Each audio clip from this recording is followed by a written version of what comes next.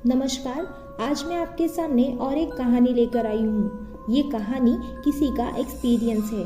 ये एक्सपीरियंस मुझे किसी ने भेजा नहीं है, ये मुझे बताया है। ये एक्सपीरियंस जिनका है वो मेरे परिजनों में से एक है। ये एक्सपीरियंस मेरे माँ के बुआ के पति का है। ये एक्सपीरियंस मुझे उन्हीं के बेटी ने मतलब मेरे मौसी ने बताया था। एक्चुअली ये एक्सपीरियंस मुझे उन्होंने जून या जुलाई में बताया था। मौसी ने मुझे उनके पिता का नाम बताने के लिए मना किया है, तो हम इस कहानी में जो पात्र है मतलब उनके पिता है, उनका नाम हम काल्पनिक रखते हैं।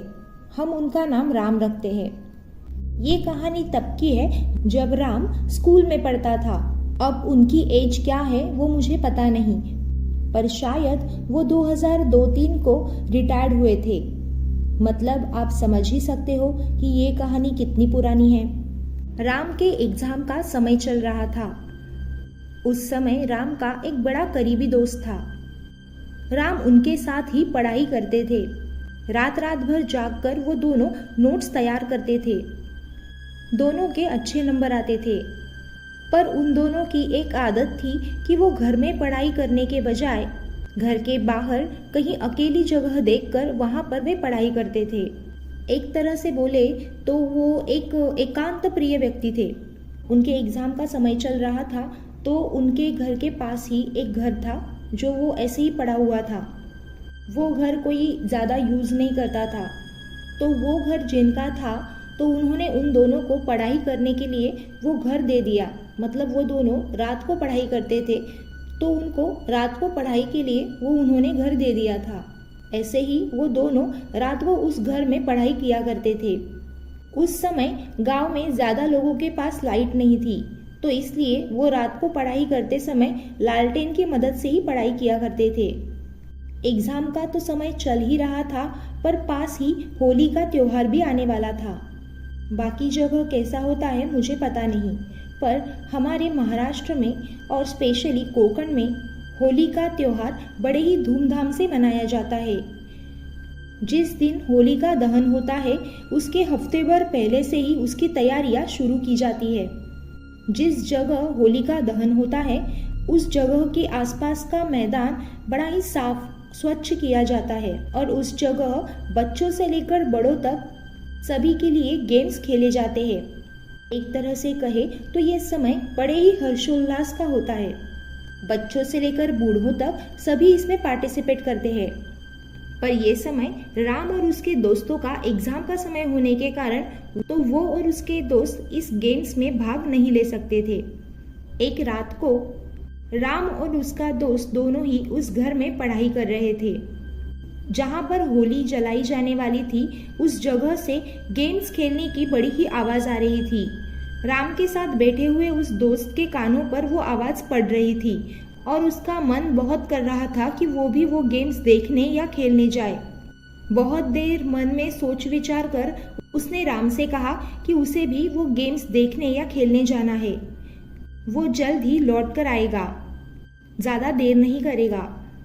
राम उसकी बातों से सहमत था। उसने हाँ में अपना सर हिलाया और उसे सहमति दे दी। उसकी सहमति मिलते ही उसका दोस्त तेजी से घर के बाहर निकल गया। राम का दोस्त घर से निकलते ही अब उस घर में सिर्फ राम रह गया था। राम बड़े ही ध्यान से और लगन से लालटेन के प्रकाश में पढ़ाई कर रहा था। थोड़ी देर बाद उसे कोई सी आवाज़ सुनाई दी। ये आवाज़ ऐसी थी मानो लकड़ियाँ हिल रही हो या चरमरा रही हो। और हाँ, एक बात तो बताना भूल ही गई, वो घर पूरा ही लकड़ी का बना हुआ था, और उसी के साथ साथ वो घर एक माले का था। कोकण में पुराने घर जो लकड़ियों से बने होते हैं और जो एक माले के होते हैं, उनकी सीढ़ियाँ ज़्यादातर घर से ही निकलती है, मतलब घर के अंदर से ही निकलती है, जिससे व्यक्ति ऊपर जा सके। ऐसे ही भव्य सीढ़ियाँ उस घर में से भी निकलती थी। राम जिस जगह बैठा था वो एक हॉल था, और उस घर की सीढ़ियाँ भी उसी हॉल से ऊपर जाती थी। राम ऐसी पोजीशन में बैठा था जिससे राम का मुंह उस सीढ़ियों की तरफ था। सीढ़ियों के पास से ही घर के बाहर जाने वाला रास्ता था। और सामने ही दरवाजा था। राम को वो अजीब सी आवाज आते ही वो यहाँ वहाँ देखने लगा, पर उसे कुछ दिखाई नहीं दिया। उसने उस पर ध्यान ना देते हुए, इग्नोर करते हुए उसने फिर से अपने पढ़ाई में अपना मन लगा लिया। थोड़ी देर और ऐसे ही शांति से वो पढ़ाई कर रहा था। फिर तभी उसे वही आवाज फिर से सुनाई दी, पर अब उस आवाज की तीव्रता बड़ी हो चुकी थी। राम शंका भरी नजरों से यहाँ वहाँ देखने लगा, पर फिर भी उसे कुछ दिखाई नहीं दिया।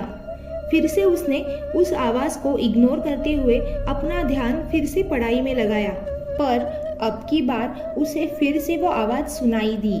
पर इस बार वो आवाज थोड़ी अलग थी, क्योंकि अब उसे ऊपर के माले से किसी के चलने की आवाज आ रही थी और उसी वजह से लकड़ियां चरमरा रही थी। ऊपर किसकी चलने की आवाज आ रही है ये राम समझ नहीं पा रहा था।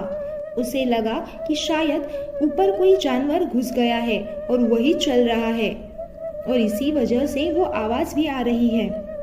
कोई व्यक्ति अगर आपको उसकी चीज इस्तेमाल करने के लिए दे दे तो वो चीज संभाल के रखना, यही तो एक अच्छे व्यक्ति की पहचान होती है।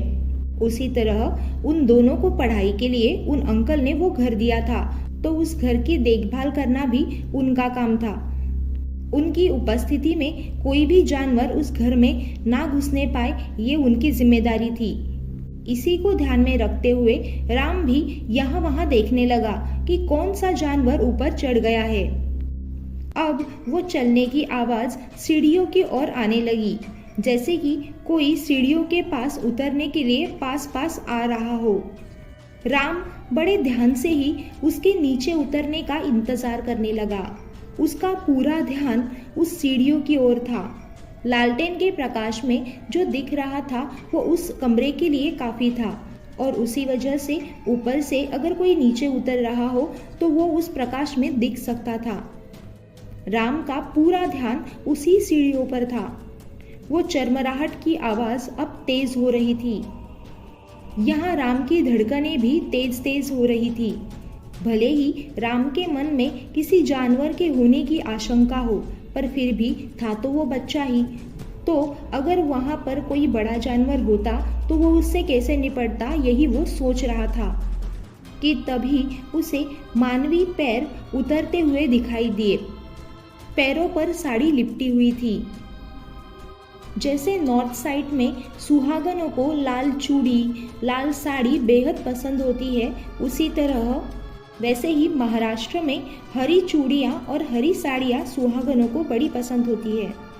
अब जो कोई भी उतर रही थी उसके पैर दिखाई दे रहे थे। धीरे धीरे उसके कमर तक का हिस्सा दिखाई दे रहा था। वो कोई औरत थी और उसने हरी साड़ी और हरी चूड़ियाँ पहनी हुई थी और उसके पैरों में पायल भी थी जो बज रही थी। राम को पता था कि ये घर बहुत दिनों से बंद है और वो दोनों जब पढ़ाई के लिए इस रूम में आए थे तब भी यहाँ पर कोई नहीं था। अब राम ने गांव के लोगों से उस घर के बारे में जो कहानियाँ सुनी थी वो सब उसे याद आने लगी। उसे याद आते ही उसने आव देखा ना ताव और वो दौड़ पड़ा। उस औरत के नीचे उतरने से पहले ही वो तेजी से दौड़ते हुए उस घर से बाहर निकल गया और वो तब तक नहीं रुका जब तक वो होली के मैदान में नहीं पहुंचा। होली के मैदान में पहुंचते ही उसे अपना दोस्त दिखाई दिया। वो ऐसे ही भागते हुए अपने दोस्त के पास जा बैठा। उसे ऐसे हाफता और डरा हुआ देखकर उसके दोस्त ने पूछा, क्यों भाई, क्या हुआ? इतने डरे हुए लग रहे हो, क्या हुआ बताओ तो।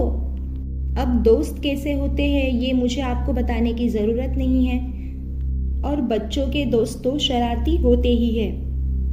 राम के दिमाग में भी शरारत सूझी। राम ने कहा, अरे मैं तो दौड़ कर आया ना, इसलिए मुझे पसीना आ रहा था। तू जा ना, अब तो तूने गेम्स भी देख लिए ना, तो जा, मैंने तेरे लिए नोट्स निकाल के रखे हैं। जा, ऐसे नोट्स मैंने निकाले हैं कि तू देखते ही उसे पास हो जाएगा।